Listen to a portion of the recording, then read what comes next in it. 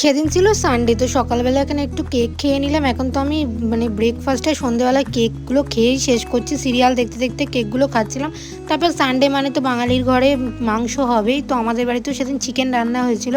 আর একটা জিনিস যেটা প্রত্যেকটা বাঙালির বাড়িতে গরমকালে হয়ে থাকে, সেটা হলো আমের চাটনি বা আমের যে কোনো একটা কিছু ডিশ, আমের ডাল বা যা হোক কিছু।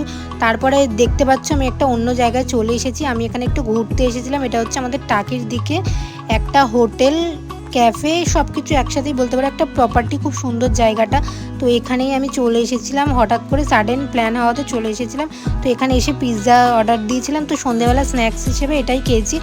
বাইরের জিনিস খুব একটা তো খাওয়া ভালো না, সেই জন্য বেশি কিছু অর্ডার দিইনি, পিৎজাই খেয়েছিলাম। আর যেহেতু চিকেন আর ভাত খেয়ে আমি পুরো ফুল ছিলাম। তারপরে তোমাদেরকে একটু পুরো ভিউটা একটু ঘুরে ঘুরে দেখাচ্ছি আশপাশটা কীরকম।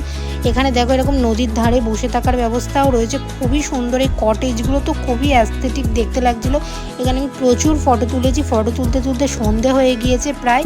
এখানে কিছুক্ষণ হাওয়া খাচ্ছিলাম বসে বসে। তো তারপরে এখানে আমাদের টাকি ইছামতি নদীর ধারেও কিছুক্ষণ এসে বসেছিলাম, এই গাছটার পাশেই। কি সুন্দর হাওয়া দিচ্ছিল আর পরিবেশটা খুব সুন্দর লাগছিল।